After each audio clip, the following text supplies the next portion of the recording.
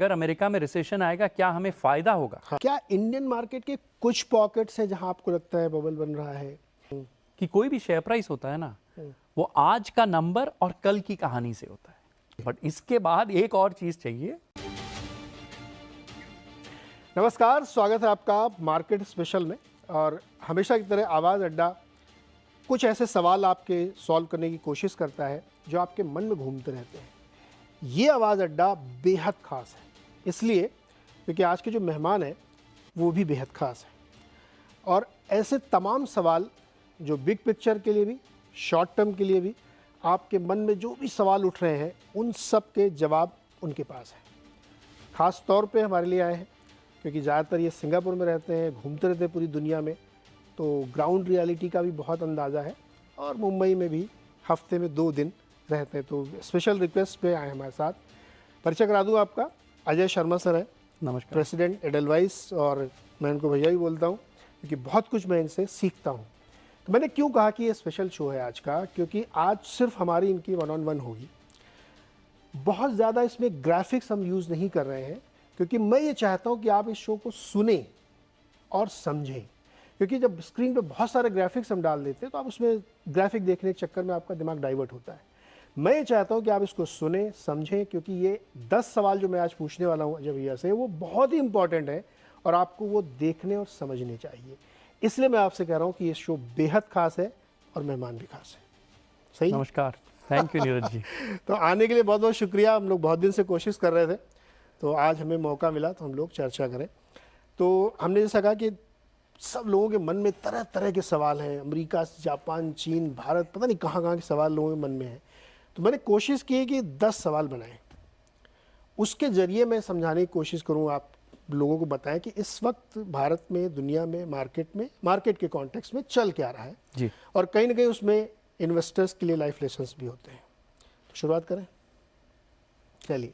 तो पहला सवाल जो मैं समझना चाहता हूँ अजय आपसे, कि इस वक्त मार्केट में बड़ी तरह की चर्चाएं हैं। कोई कहता है कि चाइना में बड़ी मुश्किल है, कोई कहता है यूएस में बड़ी मुश्किल है, फिर किसी को लगता है भारत बहुत महंगा है। अच्छा, भारत में हाउस डिवाइडेड है जी। आधे लोग कहते हैं बहुत महंगा, आधे लोग कहते हैं नहीं ऐसा कुछ नहीं है, रोज़ एक नया फंड एनएफओ खुलता है तो उससे लगता है कि नहीं भी बहुत पैसे हैं मार्केट में। इस वक्त बाजार के लिए रिस्क क्या है सबसे बड़ा? देखिए, रिस्क 2-3 हैं, लेकिन अगर मैं एक रिस्क आपको बताना चाहूँ जो मुझे लगता है, वो है जो मैंने पिछली बार भी कहा था, अभिमान।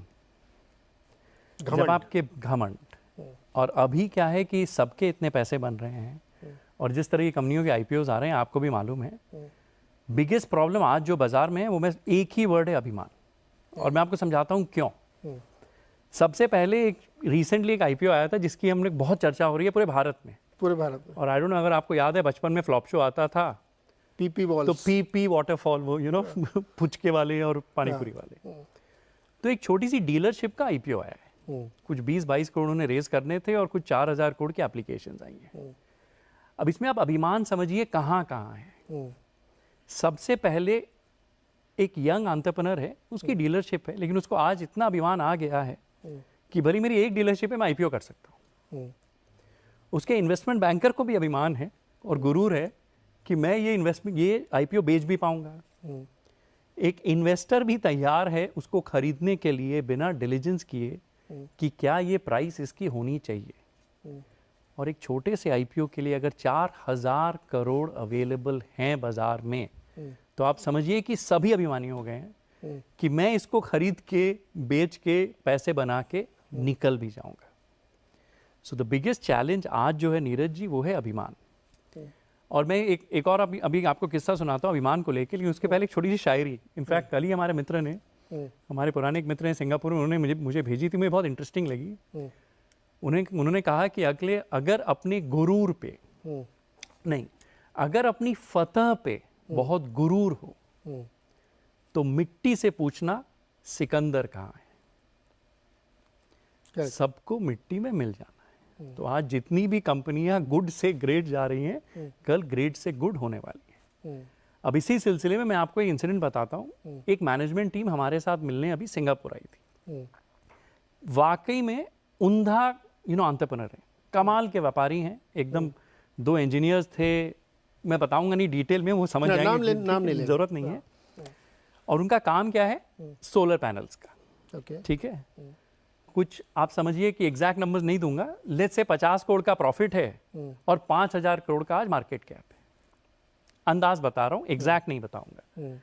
तो ये दो सज्जन हमारे साथ आए, काफ़ी लंबा इनसे वार्तालाप हो रहा था। तो मैंने उनसे कहा, तो उनसे मुझे पूछा कि अजय जी क्या करना चाहिए हमें। मैं बोला आप एक काम करिए, आपका जो प्राइस है मुझे लग रहा है इसी भाव में आपका शेयर 5 साल बाद भी मिलेगा। आपने उनके अरमानों में पानी डाल दिया। मैंने कहा कि सर आपके या तो 5000 शेयर से 10,000 करोड़ की कंपनी होगी, लेकिन अल्टीमेटली 5000 या इसके नीचे जाएगी। जर्नी वही है, या तो यूं पहाड़ बने या यूं पहाड़ बने। तो उन्होंने बोला क्यों? तो मैंने उनसे पूछा कि मुझे लगता है कि आपकी कंपनी ब्रांड कंपनी नहीं है, कमोडिटी कंपनी है। आप किसी से सोलर का सामान खरीदते हैं, आप असेंबल करके सामने बेच देते हैं, आपका क्या वैल्यू एडिशन है? फिर तो उन्होंने मुझसे थोड़ा डिबेट करनी शुरू करी। तो मैंने उनसे फिर कहा कि चलिए कुछ सवाल जवाब करते हैं। तो मैंने कहा कि कोलगेट एक ब्रांड है, तो कोलगेट आपसे बेहतर कंपनी है। जिस बिजनेस मॉडल, भाव, वैल्यूएशन, मैंने कुछ नहीं पूछा। करेक्ट। तो मैं बोला सर हम भी ब्रांड हैं, हम भी FMCG हैं, हमारा प्रोडक्ट भी यूज़ होता है। तो मैंने उनसे पूछा चलिए अब एक अज्यूम करते हैं कि पूरे भारत में आप ही हैं जो आपका प्रोडक्ट बनाते हैं सोलर, ठीक है, और आपने पूरे भारत में अगले महीने आपको कॉन्ट्रैक्ट मिला, आपने पूरे भारत में सोलर के पैनल लगा दिए, आपको अगला कॉन्ट्रैक्ट कितने दिन बाद मिलेगा? उन्होंने कहा 25 साल, क्योंकि एक सोलर प्लांट 25 साल रहता है। फिर मैंने पूछा अगर आप मंजन करते हैं, अगर आप कोलगेट का टूथपेस्ट यूज़ करते हैं, आप मिनिमम एक बार रोज़ तो यूज़ करेंगे? बोलते हैं हाँ। तो मेरा आपका प्रोडक्ट 25 साल में एक बार यूज़ होगा, कोलगेट का रोज़, एक पहला फ़र्क। फिर मैंने उनसे दूसरा सवाल किया कि कोलगेट का लेटेस्ट अज्यूम जो भी मंजन हम खरीदते हैं 50 रुपया ट्यूब है और आपका पैनल भी 50 रुपये में बिकता है। मेरा दूसरा सवाल था कि 4 साल बाद कोलगेट का ट्यूब 60 रुपये में बिकेगा कि 40 में बिकेगा? उन्होंने कहा नहीं, दाम तो हमेशा बढ़ते हैं, 60 में बिकेगा। 60 में बिकेगा। मैंने पूछा आपका सोलर पैनल कितने में बिकेगा? बोला जी मोस्ट लाइकली तो 40 में ही बिकेगा। तो मैंने आपका जो प्रोडक्ट है उसका भाव हर साल गिरता है, आप राइट, कोई एज नहीं है। तो उनको दूसरी बात समझ में आई। फिर मैंने तीसरी बात पूछी कि अगर मैं आपको 500 करोड़ रुपए आज QIP में दे दूं, आप क्या करेंगे? आप प्लांट लगाएंगे। आपके 10 दोस्त जो यही व्यापार चला रहे हैं उनको भी 500 करोड़ रुपया दे दूं, वो क्या करेंगे? वो भी सेम व्यापार चलाएंगे। तो किसी की कोई एज नहीं है। और अगर 10 कारखाने बन गए आप ही के प्रोडक्ट बनाने के लिए, तो भाव का क्या होगा? गिर जाएगा। गिर जाएगा।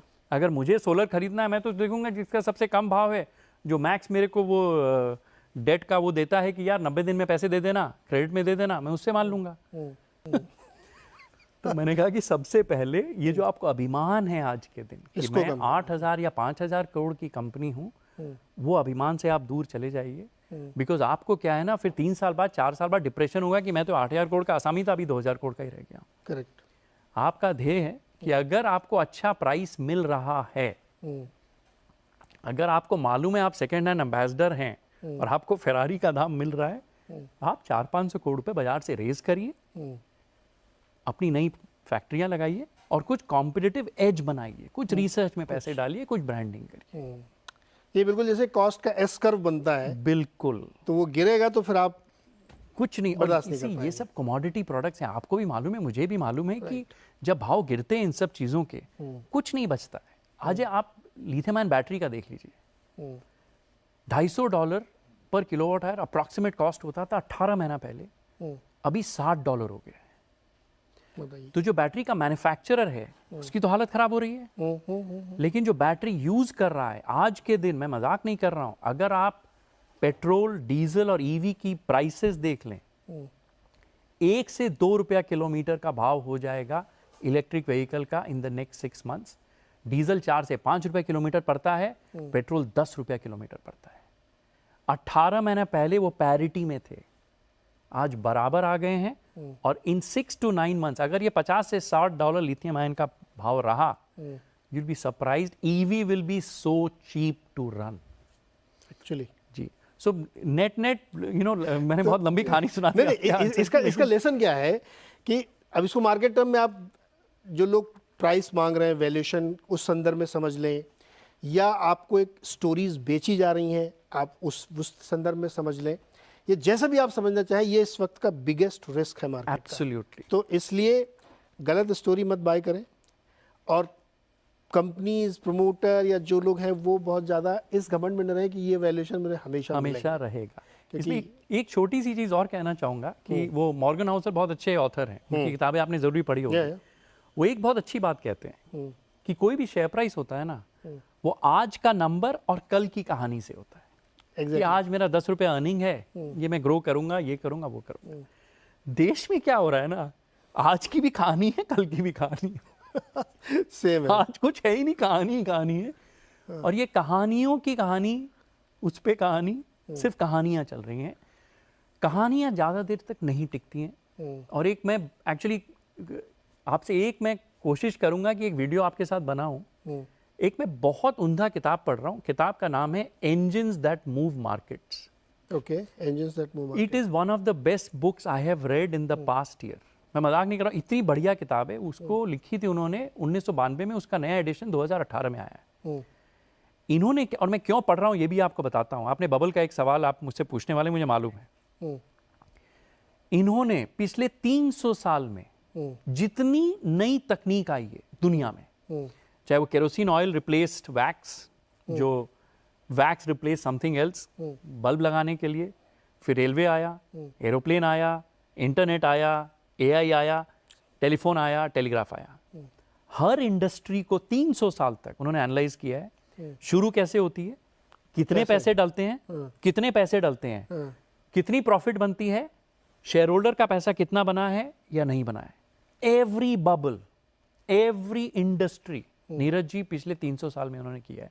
और फिर दूसरी अच्छी चीज क्या करी है कि अब 1817 में कुछ हुआ, ब्रिटेन में कनाल्स बन रहे थे। उस समय न्यूज़पेपर क्या लिख रहा था, अखबार के रियल आर्टिकल्स क्या लिख रहे की थिंकिंग क्या है, आप समझ रहे हैं। तो मैं अध्ययन इसलिए कर रहा हूं कि मैं भी समझ पाऊं कि जब बबल बनते हैं कैसे फूटते हैं, कैसे क्यों फूटते हैं। देखिए, कुछ भी बोलिए, कहीं कहीं हमारे यहाँ बबल बन चुका है। मैं अब ये भी नहीं बोलूँगा कि बन रहा है, कहीं कहीं गुब्बारा बड़ा हो रहा है, और एक लिमिट है। Correct. फिजिक्स को आप डिफाइन नहीं कर सकते कि जो ग्रेविटी एक चीज होती है, जो चीज ऊपर जाती है वो नीचे आने वाली है। Absolutely. हम हमारे मार्केट में उसको मीन रिवर्जन बोलते हैं। हाँ। ठीक है, तो तो वो सारी चीजें आती रहेंगी, बट वो कमाल की किताब है, आपके व्यूअर्स को तो जरूर तो पढ़नी। चलिए पढ़िए, हम लोग उस पर भी एक शो करेंगे। अब हम लोग आते हैं नेक्स्ट क्वेश्चन जी। कि भाई सबसे बड़ा रिस्क क्या है। ये हम लोगों ने देख लिया कि बहुत जगहों पे स्टोरीज हैं ज़्यादा। जी अब एक बहुत बातचीत चल रही है कि चाइना में, यूएस में रिसेशन हो सकता है, शुरुआत हो सकती है, क्या ऐसा है क्या? देखिए, रिसेशन टिपिकली रेट्स जब बहुत हाई होते हैं तो फेड चाहता है कि एक बार इकोनॉमी स्लो डाउन हो। अब रिसेशन का मतलब है कि जीडीपी ग्रोथ नेगेटिव होना चाहिए, वाई शायद ना भी आए, बट आएगा नहीं आएगा ये मेरे पे ग्रेड के बियॉन्ड है, मुझे नहीं मालूम। मैं सच कह रहा हूँ, पता होता तो मैं सच कह रहा हूँ, आप और मैं वही कहीं सुंदर हवाई में एक बड़े जहाज में होते, आप वाइन पी रहे होते, शायद मैं चाय पी रहा हूँ। अच्छा चलिए दूसरा सवाल। हाँ, तो आएगा नहीं आएगा मुझे नहीं मालूम, हाँ। बट थोड़े दिन के लिए आ भी सकता है, हु नोज। तो इससे जुड़ा हुआ दूसरा सवाल जी कि अच्छा मान लीजिए सपोज कि सॉफ्ट लैंडिंग की बात हो रही है, हार्ड लैंडिंग जो भी है, क्या उसका डिफॉल्ट बेनिफिशियरी इंडिया हो सकता है अगर ऐसा हुआ तो?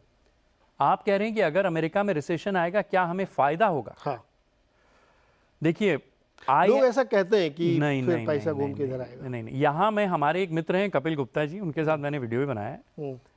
कपिल की थीसिस में एकदम पुख्ता समझता हूँ। कपिल जो कहते हैं एकदम सही कहते हैं। तो ये कपिल जो कहते हैं मुझे, मैं वो आपको बताता हूँ कहानी। देखिए, कपिल ने एक वीडियो में एक बहुत अच्छा चार्ट दिखाया था, शायद मैं हो सकता है आपको दिखा दूं आपके व्यूअर्स के लिए भी। Indian economy is completely geared to American economy. American economy जैसे चलती है, हमारी इकोनॉमी वैसे ही चलती है। तो अगर अमेरिका ने छींका तो हल्की बुखार सर हमको आएगी। मैं बताता हूँ क्यों। देखिए, 3 तरीके हैं। हम लोग क्या हैं, हमारी कंपनी डेफिसिट रन करती है, हमारा देश, हमें बाहर के पैसे चाहिए, तेल हम इंपोर्ट करते हैं, हम करेंसी डिपेंडेंट हैं, हम सारी चीज़ों में डॉलर में डिपेंडेंट हैं और यूएस पे डिपेंडेंट हैं। 3 तरीके से हम लोग ग्लोबल इकोनॉमी से जुड़े हुए हैं। पहला तरीका है सबसे आसान वाला, जो है ट्रेड, कि मैंने ये कप बनाया, मैंने अमेरिका में बेचा, दुबई में बेचा, मुझे डॉलर आया। वो जो पैसा आता है वो मेरे यहाँ रह जाता है, मुझे वापस नहीं लेके जाएगा वो। ठीक बात। सो पहला जो मैं गियर्ड हूँ अमेरिकन इकोनॉमी में कि अमेरिका का कंज्यूमर अगर कुछ खरीदता है वो मैं कुछ कुछ बना के भेजता हूँ। तो अगर वहाँ स्लो डाउन आएगा तो हमारा माल दिक्कत होगी, पहला प्रॉब्लम। दूसरा प्रॉब्लम है कैपिटल अकाउंट। जो हमारे यहाँ एफडीआई आता है, हमारे यहाँ प्राइवेट इक्विटी में पैसे आते हैं, एफआई पैसे आते हैं, हम पूरा लिंक्ड हैं ग्लोबल इकोनॉमी से। इन द पास्ट तो जब फॉरेनर्स बेच के जाते थे, अगर इस साल जैसे आई डोंट नो 8 या 10 बिलियन डॉलर जो फॉरेनर बेच के गए हैं, आज से 4 साल पहले बेच के जाते तो बाजार 30% गिर गया होता। लोकल फ्लो इतने स्ट्रांग है कि नहीं गिरा है, but that's besides the point. Second है कि हम कैपिटल अकाउंट के लिए भी अमेरिकन और डॉलर पे डिपेंडेंट हैं। अगर वो स्लो डाउन आएगा तो इसका भी स्लो डाउन आएगा। थर्ड जो बहुत इंटरेस्टिंग है इस प्राइस स्टील का दाम, तेल का दाम सब डॉलर में ट्रेड होता है। अगर यूएस में रिसेशन आता है, चीज़ों के अगर दाम गिरते हैं तो हमारी टॉप लाइन गिरेगी कंपनियों की। बिल्कुल ठीक है। लास्ट टाइम जो पावर प्लांट्स हमने इतने सारे लगा दिए थे, स्टील प्लांट लगा दिए थे, क्यों बैंक की लोन खराब हुई थी? आप बताइए क्यों? नॉट बिकॉज हमारी कंपनियां फ्रॉड थी, नो, कुछ खराब थी। आपने $3000 पर टन सोच के स्टील का प्लांट लगा दिया, ग्लोबल इकोनॉमी में दिक्कत आ गई, स्टील का भाव हो गया $1000। आपका प्लांट तो वायबल ही नहीं है, तो आप लोन कैसे चुकाएंगे? ऐसा ही पावर प्लांट में हुआ था, ऐसा ही पावर प्लांट में हुआ बहुत सारे प्लांट लगाए गए। एग्जैक्टली। तो अगर यूएस रिसेशन आता है, ट्रेड की दिक्कत आती है, कैपिटल फ्लोज की दिक्कत आती है, और तीसरी प्राइस की दिक्कत आती है। प्राइस मतलब ही कमोडिटी प्राइस, यानी हमारी टॉप लाइन कंपनियों की कम होती है। तो यूएस रिसेशन आएगा, हमें फायदा सर, छोटा मुंह बड़ी बात, नहीं होगा। कितनी दिक्कत आएगी that is to be seen, ये वो नहीं, बट फायदा तो बिल्कुल नहीं। तो अब ये जो 3 सवाल हमने पूछे, एक्चुअली आप मिथ बस्टर है। बहुत सारे लोग ये स्टोरी सेल करते हैं कि यूएस में दिक्कत होगी तो अपने आप बहुत पैसा आएगा, लेकिन एक्चुअली वो उसका उल्टा है। आज तक नहीं हुआ है जी। 2007 देख लीजिए, कोविड देख लीजिए, टेक क्राइसिस देख लीजिए, नहीं। बहुत सारे लोग ये देखेंगे ना तो कहेंगे अरे यार मैं तो ये थ्योरी देख के आया हूं। अच्छा, मैं इन 3 क्वेश्चन को देखता हूँ कि जी, अभिमान नहीं करना है, यानी हाई वैल्यूएशंस पे बहुत घमंड नहीं करना है आपको। रिसेशन आएगा नहीं आएगा नोबडी कैन प्रेडिक्ट ना, ये अपने को पता नहीं है। नहीं अगर पता चल जाए तो पता नहीं क्या कर लूँ मैं। तीसरा ये कि वहाँ ऐसा हुआ अगर चीन में या यूएस में कहीं पे, तो हमको उससे बहुत फायदा हो जाएगा, ये भी थ्योरी गलत है। अब जो चौथा क्वेश्चन मैं आपसे पूछना चाहता हूँ कि अगर मान लीजिए ये सिनेरियो, चूंकि बीच में बबल वाली बात आई थी तो मैं उसको लेके आता हूँ, क्या इंडियन मार्केट के कुछ पॉकेट्स है जहाँ आपको लगता है बबल बन रहा है, या लिक्विडिटी का इतना बड़ा फ्लो है कि वो चर्निंग में कन्वर्ट हो रहा है? तो आप मुझे ये थ्योरी जरा समझाइए। सो इसमें आपने दोनों चीज़ कही, दोनों चीज़ें हो रही हैं। तो पहले बबल की बात करते हैं। कुछ पॉकेट्स में बबल हैं, 100% हैं, 100% हैं। वो मेंटल मॉडल भी दिखाएंगे क्या? चलिए आप दिखाइए, मैं आपको उसमें भी दिखा दूंगा, बट उस पर बात भी करेंगे। हाँ, कि एक है बबल में करना क्या चाहिए, इसमें मैं आता हूं। तो आपने 2 सवाल किए, एक बबल है या नहीं, और वो चर्न में बदल रहा है कि, ठीक है। अगर एक छोटे से आईपीओ में जहां किसी को 15, 20, 25 करोड़ रेज कर रहे हैं और 4000 करोड़ का अगर उनको बिड्स आ जाते हैं, ये बबल की निशानी है। जब आपके टैक्सी ड्राइवर, आपके घर पे लोग ऑप्शन ट्रेड करना शुरू कर दें, जो मैं लास्ट ये 2007 में देखा था, वो बबल की निशानी है। जब आपको लगे कि मैं कुछ भी खरीदूंगा वो चलेगा ही, वो बबल की निशानी है। ठीक है। तो कुछ सेक्टर्स में बबल हैं, कुछ जगह में नहीं है। जैसे प्राइवेट बैंक्स अभी भी सस्ते हैं फॉर वेरियस रीजन, उस पर मैं आऊंगा, लेकिन है। दूसरा चीज आपने पूछा कि चर्न, मैं आपको एक बेसिक डेटा बताता हूं। मैं स्पेसिफिक कंपनियों के नाम नहीं लूंगा। पिछले 12 महीने में हमने एक स्टडी करी थी इंटरनली, ठीक है। पिछले 12 महीने में जितनी कंपनियां का शेयर प्राइस 100% से ऊपर गया है, डबल से 5 गुना हुआ है, हमने उनकी एनालिसिस करी, जिसमें पीएसयूज भी हैं जो चले हैं, डिफेंस वाले जो भी हैं, ठीक है। You will be surprised. Let us assume एक कंपनी का फ्री फ्लोट 25% है, कि टोटल 100 शेयर हैं कंपनी में, 75% या सरकार के पास है या प्रोमोटर के पास है, 25 शेयर ट्रेड होते हैं। डिलीवरी वॉल्यूम इन 25 शेयर की 200 से 300 शेयर है ओवर 6 मंथ्स, यानी कि 8 से 10 गुना बार वो शेयर अपना हाथ बदल चुका है। 10 गुना। Yes, in some of the stocks it did 10 times. Typically ये नंबर 20 से 25% होता है। अभी 200 से 300% है कुछ शेयर्स में। तो क्या हो रहा है, लोग कैच खेल रहे हैं कि मैंने थोड़े पैसे बनाए, मैंने आपको दे दिए, आपने किसी और को दे दिए, उसने किसी, यही चल रहा है। तो क्या हो रहा है कि आपने लेट्स अज्यूम शेयर ए खरीदा 10 रुपए में, 20 रुपया हो गया, आपके 20 रुपए बने। मैंने शेयर बी खरीदा था 10 रुपए में, मेरा 20 रुपया हो गया। आप क्या कर रहे हैं, आप ए बेच रहे हैं कि यार यहां पैसे बन गए, अब मैं बी खरीद लेता हूं। मैं बी बेच रहा हूं, मैं आपका ए खरीद रहा हूं। तो सब क्या कर रहे हैं ना, सस्ती चीज जो महंगी हुई है। दोनों के पास सेकंड हैंड एम्बेसडर थी, टोयोटा का नाम हुआ, आप हमने गाड़ियां बदल ली, है एम्बेसडर ही, फिर फेरारी का दाम हो गया, हमने फिर एक्सचेंज कर लिया।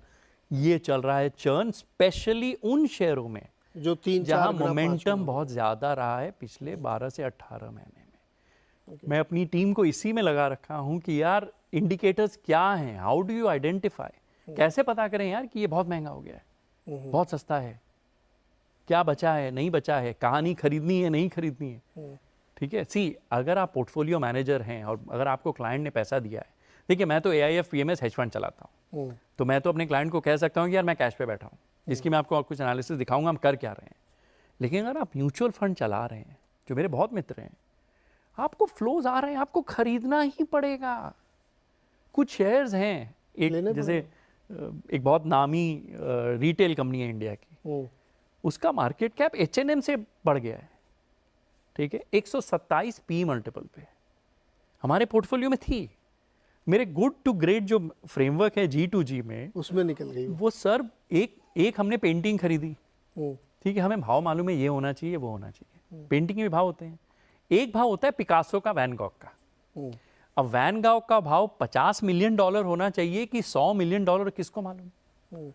सो जहां P मल्टीपल 100 के ऊपर चला जाता है ना, मैं उसको पिकासो मल्टीपल बोलता हूँ, वैन गॉग मल्टीपल बोलता हूँ। इसके ऊपर सर आपकी श्रद्धा है, जितना आपके पास जितने पैसे हैं आप खरीदो फिर। मेरे पास नहीं है, क्योंकि जब उल्टा चलता है बाजार, आप देखिए 2-3 शेयर्स का नाम लेता हूं, वो तो मतलब पब्लिक नॉलेज है। बजाज फाइनेंस पिछले फंड में हमारे पोर्टफोलियो में होता था, and phenomenal franchise. Asian paint भी होता था एक जमाने में, ठीक है। बट आप पिछले 3.5 साल से ये शेयर्स ने अपना 2020-21 का टॉप नहीं तोड़ा है। करेक्ट, ठीक है, लेकिन 3 साल में इनकी earnings, Bajaj finance for example 70 से 80% ऊपर है। एग्जैक्टली। तो हुआ क्या है, करेक्शन 2 तरह से होता है सर, या तो भाव गिरता है या वही भाव पड़ा रहता है 2-3 साल, जिसको हम टाइम करेक्शन बोलते हैं। तो बजाज का मल्टीपल जो 70 होता था वो अभी 26 हो गया है। Great multiple has become a good multiple, the business is still great. Correct. So समय में ऐसे बहुत सारी हैं जी, जो आप 2-3 नाम ले रहे हैं। इसके अलावा मैंने एक दिन एक ट्वीट किया था, उसमें यही एग्जैक्टली था कि भैया ये पिछले 3 साल में -1% का स्टॉक रिटर्न है, प्रॉफिट 26% CAGR से बढ़ रहा है। यस, ये एक बहुत टिपिकल चीज़ है। यहाँ कोई स्टॉक रिकमेंडेशन या किसी बारे में बात नहीं, लेकिन ये समझने के लिए ज़रूरी है कि मार्केट की डायनामिक्स कैसे चेंज हो रही है। अब मेंटल मॉडल, तो अब आप अगर वो ग्राफिक लगाएं, वो अब मैं दिखाइए, आपको मेंटल बताता हूं मॉडल कि ग्राफिक दिखाइए। देखिए इस वक्त, बिकॉज मैंने अभी इडलवाइज ज्वाइन कर रहा है, हम AIF PMS सारे प्रोडक्ट्स बना रहे हैं, तो जो टीम हमने बनाई है, क्या एनालिसिस कर रहे हैं, ठीक है। तो मैं आपको कुछ ग्राफिक्स यहाँ दिखाता हूँ। तो ये तो बेसिक G2G फ्रेमवर्क है। आपको याद है पहले ही मैंने बताया था कि नीचे है गुड बिजनेस ग्रेट बिजनेस, ये है गुड वैल्यूएशन ग्रेट वैल्यूएशन। अब ये जितने काले बिंदु हैं, आप अज्यूम करिए कि हर एक शेयर है, हर एक शेयर। Okay. तो हम कोशिश कर रहे हैं कि बाजार के जो इंपॉर्टेंट 500,000 शेयर है उनको अपने प्रोप्राइटरी फ्रेमवर्क में हम पहले मैप करें। ठीक है, अब अगली स्लाइड इसमें है कि बेंजामिन ग्राहम वाली मार्जिन ऑफ सेफ्टी। ठीक है, next slide.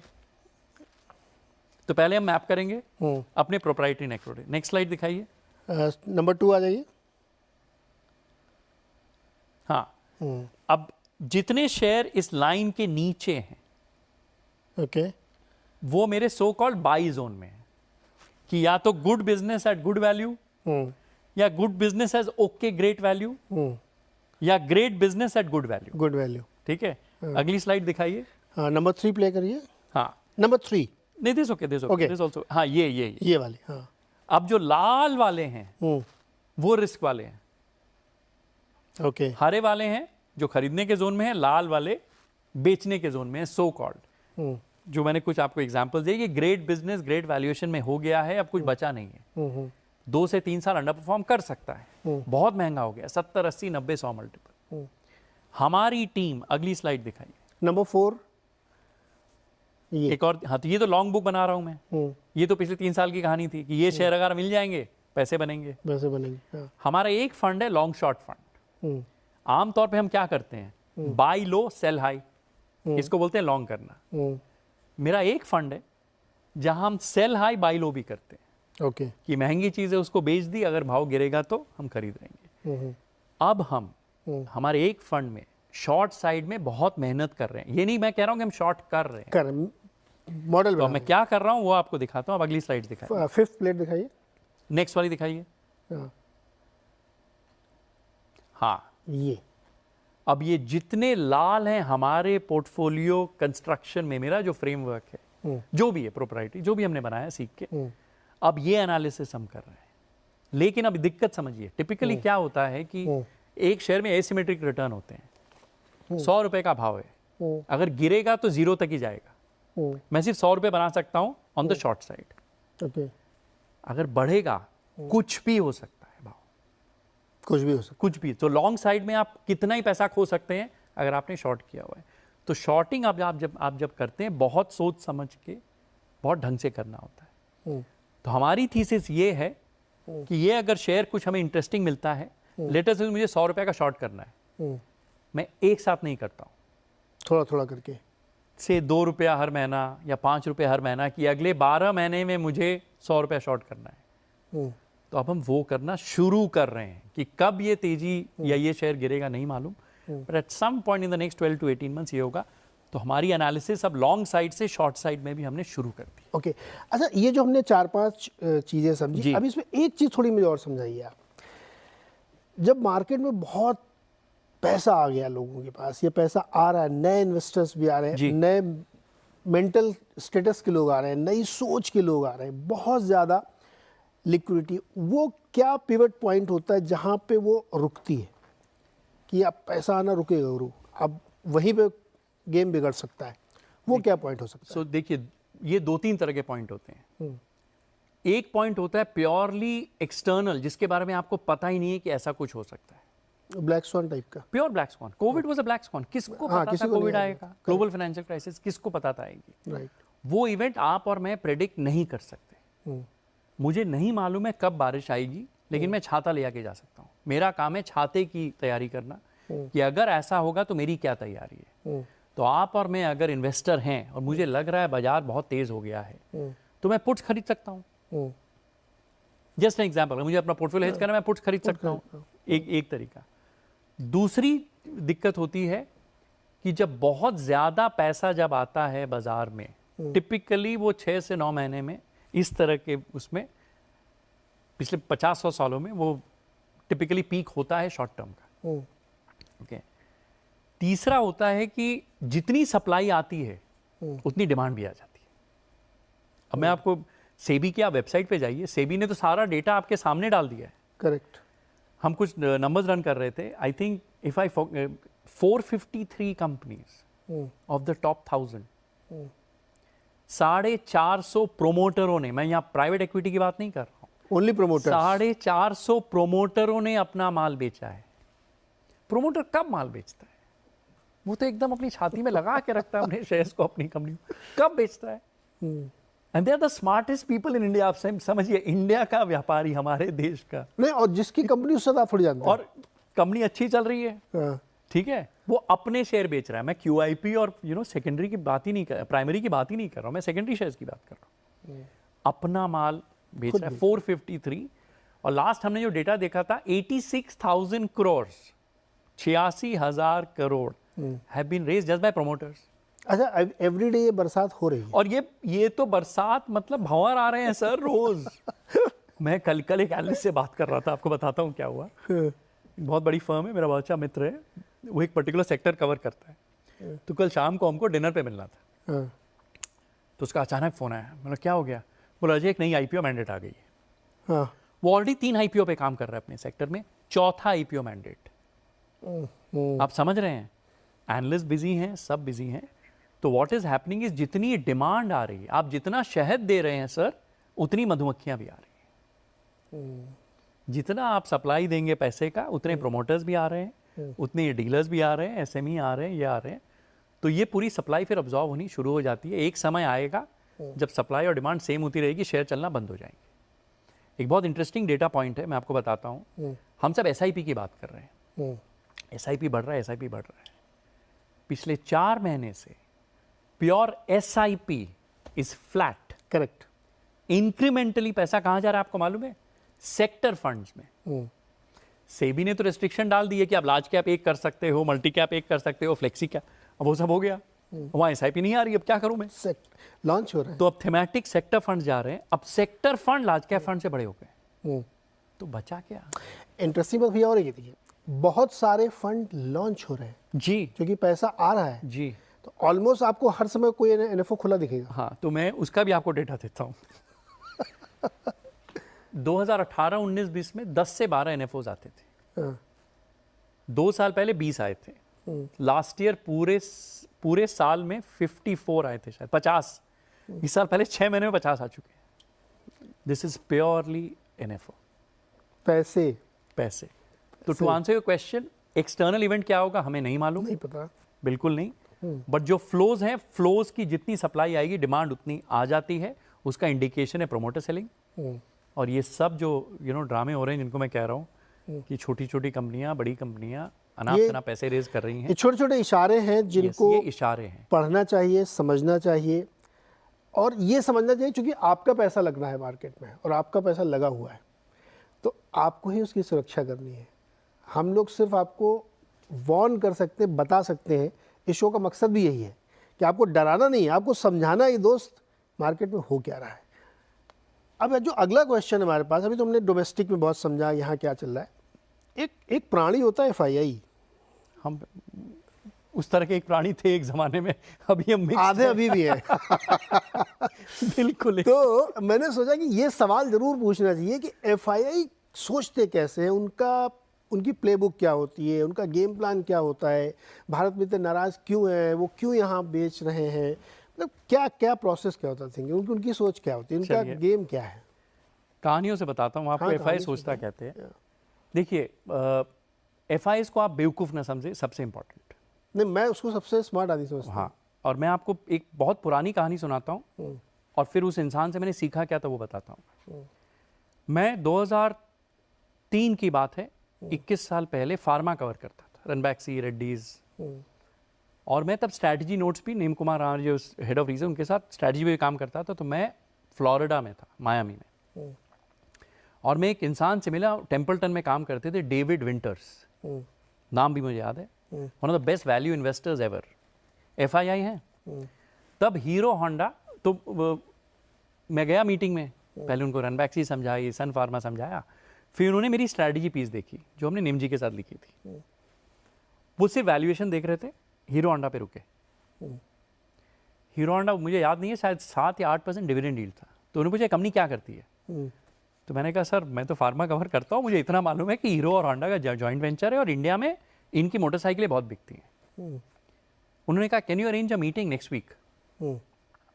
With in 1 week वो दिल्ली आए। उस समय बड़े मुंजल साहब होते थे और दुआ जी, वो पान पराग खाते थे, मुझे अभी याद है, वो थे। डेविड विंटर इंडिया आके उन्होंने सिर्फ एक मीटिंग करी पूरे दिन। मैं उनके साथ, that is the only time मैं ब्रिजमोहन लाल जी से मुलाकात हुई थी। उनका बड़ा सा रूम होता था, बीच में सोफे पे बैठे थे, दुआ जी इधर बैठे थे, वो यहाँ बैठा था, मैं साइड में बैठा था। 2 घंटा उसने बिताया उनके साथ। उसके सवाल कोई भी ऐसे नहीं थे कि सर कल क्या होगा, परसों क्या होगा। वो सिर्फ ये समझना चाहता है कि ये इंसान ने धंधा क्यों बनाया, कैसे बनाया, होंडा से रिश्ता कैसा है, बस। फिर बोला चलिए आपको मेरा प्लांट भी दिखाने के लिए। फिर वो, मुझे याद है, शायद मानेश सर और नीम राणा जो भी हम घूमने गए। उस जमाने में उसने 3 दिन बाद $40 मिलियन का हीरो होंडा खरीदा था। $40 मिलियन का? मिलियन, ठीक है, उस समय। और उसने नहीं भी तो 20 गुना पैसा बनाया था। वाओ। और उसकी थीसिस बहुत सिंपल थी। मैं कई बार कहता हूँ ना कि वो क्या जाने भारत को जो सिर्फ जाने भारत को। उन्होंने देखा था कि motorcycle is the only way कि एक आम इंसान मोबिलिटी के लिए यूज़ करता है, घर जाने के लिए, ऑफिस जाने के लिए, बच्चों को स्कूल छोड़ने के लिए। और उसने ये चीज़ Indonesia, Philippines, Malaysia, Thailand, Japan में देखी थी। उसने बोला तुमको समझ में नहीं आ रहा क्या होगा। जब हीरो होंडा 20 गुना हो गया, उसने पूरा माल बेच दिया। उसने गुड टू ग्रेट की जर्नी धंधे की भी पकड़ी और वैल्यूएशन की भी पकड़ी। तो अब वो सोचता कैसे, आप देखिए, ये लोग काफी एक तो कंपैरेटिव स्टडी करते हैं और जरूरी भी है, हम भी तो करते हैं ना कि यार फलानी चीज 10 पी में है, टाइटन से 70 पी में है, कल्याण 40 में था और सेनको 15 में था, खरीद लेता हूं। हम भी करते हैं ना कंपैरिजन। करेक्ट। तो उसने बताया कि यार हम 2 या 3 ढंग से वैल्यूएशन देखते हैं कंट्री में जब इन्वेस्ट करते हैं। पहला टिपिकल अर्निंग वैल्यूएशन होता है कि इतना मुनाफा बन रहा है, इसका एक मल्टीपल होगा, जो मैंने कहा कि आज का नंबर कल की कहानी। तो ये तो अर्निंग वैल्यूएशन हो गया, मुनाफा वाला वैल्यूएशन। दूसरा उसने कहा कि एक एसेट वैल्यूएशन होता है, जिसको हम टिपिकली प्राइस टू बुक से बोलते हैं, ये बुक वैल्यू है, इतनी ये होनी चाहिए। और तीसरा होता है मार्केट कैप टू जीडीपी, वो जरूर देखते हैं। ठीक है, तो ये फर्स्ट लेवल थिंकिंग हो गई। हम लोग कोशिश कर रहे हैं कि इस पे सेकंड लेवल थिंकिंग डालें। अब सेकंड लेवल थिंकिंग हम क्या कर रहे हैं, जैसे market cap to GDP India का बाय द वे 150% हो गया है, इतिहास में सबसे ज्यादा। लेकिन हमने कहा यार ये एग्रीगेट में तो सब कुछ महंगा लगेगा, लेकिन एचडीएफसी बैंक तो महंगा नहीं है, हाइपोथेटिकली। फिर मैंने अपनी टीम से कहा कि यार एक काम करते हैं, मार्केट कैप टू जीडीपी को 3 भाग में बांटो। Large cap market cap to GDP, mid cap market cap to GDP, small cap market cap to GDP. इसमें क्या निकला? अब ये इंटरेस्टिंग हो जाता है, बहुत रोचक आंसर्स मिले। Large cap market cap to GDP is 98% only, which is within historical range. Okay. Small cap market cap to GDP अभी 28% है, जो 4 से 8% होता था। 4 से 8 होता था, 28 से 7x. Yes. क्यों? Small caps now are trading at 30-40% premium to large cap. कोई रीजन है वो स्मॉल कैप है? लिक्विडिटी रिस्क है, बिजनेस रिस्क है, साइकिल रिस्क है, बैलेंस शीट रिस्क है, रिस्क ही रिस्क है, इसलिए वो सस्ता होना चाहिए। हर चीज ग्रोथ नहीं होती है। तो सेकेंड लेवल थिंकिंग जो हमने, अब दूसरा हमने किया कि अब एग्जांपल देता हूं, सब बोलते हैं एवरेज वैल्यूएशन इंडिया का यार 20 टाइम है, 21 टाइम है, 22 टाइम है। Average Neeraj ji doesn't matter. अब मैं समझाता हूं क्यों। लेट अस अज्यूम हम 100 लोग इस रूम में बैठे हैं, हम सबकी नेटवर्थ 1-1 लाख रुपए है, एवरेज नेटवर्थ 1 लाख, ठीक है। अब मुकेश अंबानी इस रूम में आ जाते हैं, हम 100 की नेटवर्थ एवरेज $1 बिलियन हो जाएगी। एवरेज रूम की क्या हुई? 1 बिलियन हो गई, 1 बिलियन हो गई, लेकिन हम तो लाख वाले ही हैं। You understand, average is useless. तो हम मीडियन वैल्यूएशन देखते हैं। मीडियन का मतलब है कि अगर 100 लोग हैं, जो 50वां आदमी है, उसकी क्या है? उसकी क्या है। इंडिया की मीडियन वैल्यूएशन 31 टाइम है, 31 times. Average does not matter. 2008 से ज्यादा, सिग्निफिकेंटली ज्यादा। अब दूसरा, ये तो अर्निंग वैल्यूएशन होगी, प्राइस टू बुक हमने लगाया। 2007 की पीक साइकिल में प्राइस बुक 4.5 थी, एवरेज आरओई बाजार का 24 था। अभी हमारी मीडियन प्राइस बुक 6.5 है, आरओई 14.5 है। प्राइस टू बुक 4.5 का 6.5, आरओई 24 या 25 का 14, 10 पॉइंट नीचे। बेहद डिस्टॉर्टेड नंबर, कंप्लीटली। तो हम क्या है कि जो चीज डेविड विंटर से सीखी या किसी से सीखी, उसका सेकंड डेरिवेटिव सवाल की, यार और अंदर घुसो, और अंदर घुसो, और अंदर घुसो। अब एफआईए का लास्ट आपका आंसर देता हूं मैं। एफआईए क्या है ना, उन्होंने प्राइवेट बैंक में बहुत पैसे बनाए। आप एचडीएफसी बैंक, कोटक आपने खरीदे, आईसीआईसीआई, एक्सिस खरीद के आप बैठ गए। क्रेडिट साइकिल पीएसयू बैंक्स की खराब चल रही थी। अब पीएसयू बैंक की क्रेडिट साइकिल खराब चल रही है, आप लोन दे नहीं सकते, तो आपको डिपॉजिट की भी जरूरत नहीं है, तो आप तो ठंडे बैठे हैं। तो प्राइवेट बैंक का टेलविंड था, लोन ग्रोथ भी है, डिपॉजिट ग्रोथ भी है।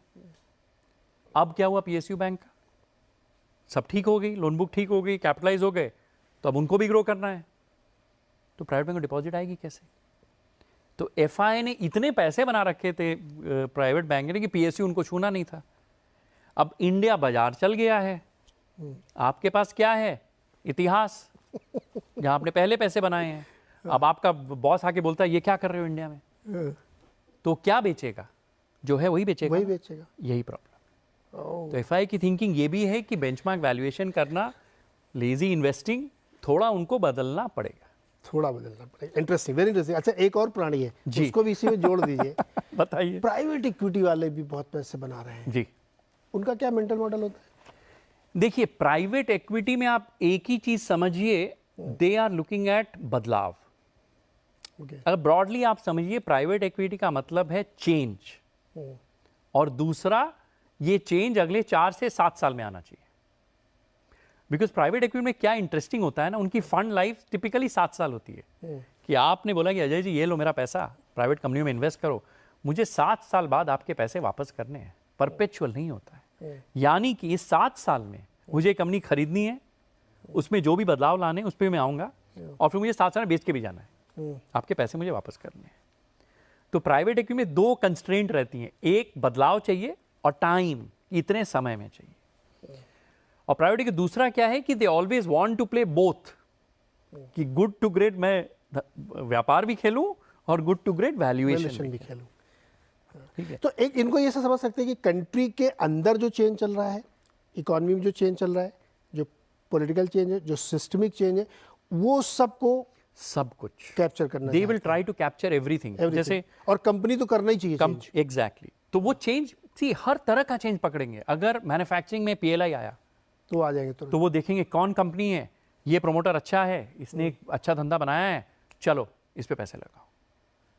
जेबी फार्मा है, जैसे चोपड़ा जी से मेरी निखिल जी से बात हुई, क्या वहाँ क्या है कि अगर पुरानी फैमिली को बिजनेस नहीं चलाना है, उनको एक नया घर चाहिए, कोई है जो यार धंधे का ख्याल रखेगा, लोगों को निकालेगा नहीं, तो वहाँ भी प्राइवेट इक्विटी आता है। कई फर्स्ट जनरेशन एंटरप्रेन्योर हैं जो बच्चे नहीं चलाना चाहते, बहुत जगह आ रहा है, वो भी चेंज है।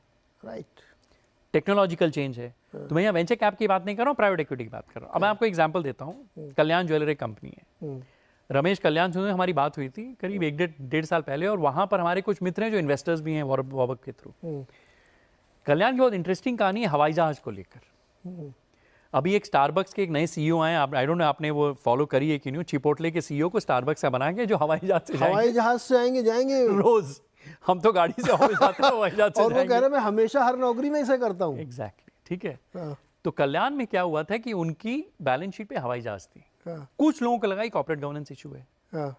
मेरी रमेश से बात हुई, मुझे नहीं लगा कॉर्पोरेट गवर्नेंस इशू है। अब मैं बताता हूँ कॉन्टेक्स्ट आप समझिए, बिकॉज वहाँ प्राइवेट इक्विटी बैठा है, सोच समझ के कर रहा है। कल्याण ज्वेलरी जब शुरू हुआ था, केरला के एक छोटे से गांव से शुरू हुआ था। न वहाँ हेलीकॉप्टर है, न वहाँ एयरपोर्ट है। अब इनके ऑल ओवर इंडिया स्टोर है। 10, 12, 15 हजार करोड़ की टर्नओवर ज्यादा ही होगी। 200 करोड़ का हेलीकॉप्टर है, पीनट, और ये हवाई जहाज है। उसके लिए हवाई जहाज is like a taxi. Exactly, उसके लिए जरूरत है। बाजार को कॉर्पोरेट गवर्नेंस लग रहा था। तो कई बार प्राइवेट इक्विटी का ये एंगल भी आप उनसे बात करते हैं, समझ में आता है। बट प्राइमरी 2 चीजें हैं, बदलाव और 6 से 7 साल में टर्न अराउंड करके रिजल्ट ओरिएंटेड, फोकस्ड है। वो पार्टी के लिए नहीं खरीद रहे हेलीकॉप्टर, नहीं, वो मोबिलिटी के लिए खरीद रहे हैं। तो ये हो गया प्राइवेट इक्विटी और एफआईआईज का गेम प्लान। अब 9th और 10th क्वेश्चन मेरा ये है कि क्या Indian market in larger sense एक प्रॉमिसिंग स्टोरी है? और इसी में दूसरा सवाल जोड़ता हूँ, जो 10वां सवाल है मेरा, कि एक समझदार इन्वेस्टर के लिए सफलता की कुंजी या पुड़िया क्या है? तो पहले इंडिया एक प्रॉमिसिंग स्टोरी है, और फिर दूसरा सवाल ये। देखिए, अगर मैं यहाँ बैठा हूँ और देश के बारे में बात कर रहा हूँ तो पक्का प्रॉमिसिंग स्टोरी नहीं, पहला ऐसी मजाक की बात है। हाँ, young population, hungry population, youngest work force of the world. Worst case में भी हमारा जीडीपी 5 से 6% ग्रो किया था, और आज 7 से 8 कर रहा है। सो सबसे पहला अगर आप सिर्फ टॉप डाउन देखें, हमारी साइज हो गई है। We are now the 5th largest economy. वो होना ही है, मैथमेटिकली कंपाउंडिंग से होना है। Will become the 3rd largest market cap also. जब साइज होती है तो अगर आप देख रहे हैं यार बहुत सारे बौने हैं, उसमें 3 बड़ी अगर मुझे इमारतें दिख रही हैं, अगर हमारी एक इमारत है दुनिया को दिखेगी, तो आप इंडिया को इग्नोर नहीं कर सकते कि यार ये फलानी कंट्री को आप इग्नोर नहीं कर सकते, पहला। दूसरा है ग्रोथ है। बहुत कम जगह दुनिया में बची हैं जहाँ आपको 5 से 6% मिनिमम जीडीपी ग्रोथ, 4% इन्फ्लेशन, 10% आपको नॉमिनल ग्रोथ मिल रहा है। तीसरा यंग पॉपुलेशन है, चौथा हम अंग्रेजी बोलते हैं, पांचवा जो दुनिया की सबसे बड़ी रेवोल्यूशन आ रही है एआई की, वो सॉफ्टवेयर इंजीनियर्स ला रहे हैं। दुनिया का सबसे बड़ा सॉफ्टवेयर वर्कफोर्स कहाँ है? हम हैं। जितनी यूएस की आप बड़ी कंपनियों के सीईओज देखो, Google, any company you name, 60% CEO Indians है। Your management is the best reflection of the trust of a country. अच्छा, इससे पहले कि हम लास्ट वाला वो सफलता की पुड़िया समझे, ये जो एआई आप बीच में लाए हैं, ये मुझे, मैं इसमें बहुत इंटरेस्ट, मैंने इस पर कम से कम 1 साल पहले एक शो किया, 1 घंटे, मैं आपको दिखाऊंगा वो शो, एआई पे शो किया मैंने। क्या हमारी आईटी कंपनीज या हमारे इंजीनियर्स तैयार हैं उसको एकदम लेने के लिए, या थोड़ा वक्त लगेगा? जी, इसमें थोड़ा वक्त लगेगा। और मैं यहाँ सिर्फ एक ही चीज कहूंगा, इंटेल ने जो गलती करी थी, हमारी कंपनियां वो ना करें। इंटेल ने क्या गलती की? इंटेल चिप्स में दुनिया में सबसे आगे था। राइट। 2010 में, मैं आपको अचंभा होगा नंबर अगर मैं आपके सामने दूं, इंटेल का मार्केट कैप $250 बिलियन था, एनवीडिया का सिर्फ 10 बिलियन था, 10 बिलियन 250 बिलियन। आज इंटेल का मार्केट कैप है 83 बिलियन, 250 का 3 trillion. This is 10 to 3 trillion. Intel 80 billion market cap, Nvidia will make 80 billion profit in the next 12 months. अगले साल तो 100 बिलियन का प्रॉफिट है। अब इंटेल ने गलती क्या करी आप देखिए, दुनिया का राजा है, हर कंप्यूटर में उनका चिप जा रहा है, राइट? 2010 में इंटेल का भाव आज $19 है, तब भी $19 था। 19 से $60 गया था भाव। आपको मालूम है क्या किया था इंटेल ने? इंटरेस्ट रेट लो थे, उनका टोटल शेयर आउटस्टैंडिंग 5.6 बिलियन था, if I am not mistaken, आज 4 बिलियन है। 30% कंपनी का बायबैक कर लिया उधार लेके। रेट लो है, 0% रेट है, 2 बिलियन का लोन को 30 बिलियन कर दिया, 28 बिलियन लोन लिया और शेयर बायबैक करते रहे, 30% कंपनी का बायबैक कर लिया। ईपीएस बढ़ता रहा, शेयर प्राइस अच्छा लगा इन्वेस्टर्स को। R&D में खर्चा नहीं किया, चिप डिजाइन में खर्चा नहीं किया, एआई में खर्चा नहीं किया, खत्म हो रही है कंपनी। और एक आदमी लगा रहा, और ये लगा रहा।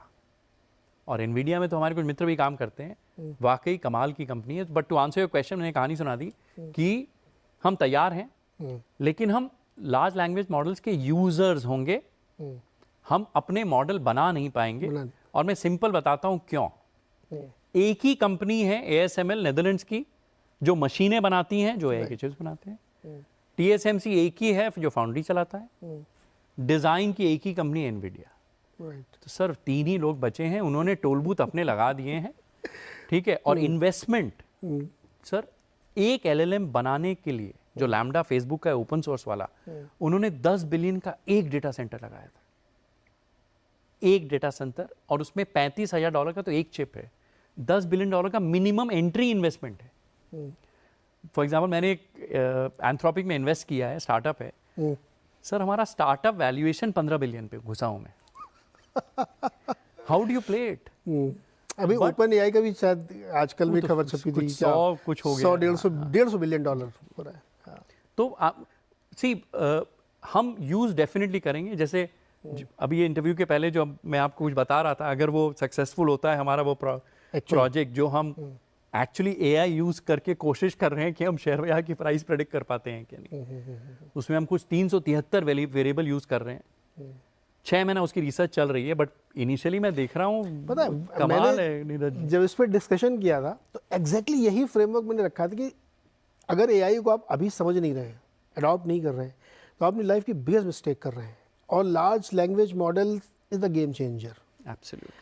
तो मुझे वो शो बार बार याद आता जब भी मैं इसकी डिस्कशन करता हूँ कि यार मैंने बहुत पहले लोगों से कहा था कि मार्केट में, रिसर्च में, मेडिकल में, हर जगह वो गेम चेंजर होने वाला है, उसको प्लीज़ समझो। तो मान लीजिए इस शो को देख के कुछ लोग समझ लें, सीख लें, मार्केट के बारे में सीख लें। सफलता की पुड़िया क्या है सर, ये तो बताओ। देखिए नीरज जी, मार्केट के लिए सफलता की कि पुड़िया, कैसे नहीं, अच्छी कंपनी का कि एक दो बहुत बेसिक पहचान जो होती है वो। देखिए सबसे इंपॉर्टेंट तो वही है कि कितनी बड़ी झील है और कितनी कम मछलियां हैं। ओके। वो इंडस्ट्री बेस्ट होती है। जो एग्जांपल मैंने आपको एक सोलर कंपनी बनाने की दी और एक कोलगेट या मंजन बनाने की दी, बहुत बड़ा बाजार है, और कम लोग हैं। सबसे इंपॉर्टेंट मेरा क्राइटेरिया अगर मैं कहूँ वो है कि आप यूनिक हैं कि नहीं, आपके कंपटीशन कम है कि नहीं। पहला तो मैं हमेशा वही कॉम्पिटिटिव एज बेसिकली।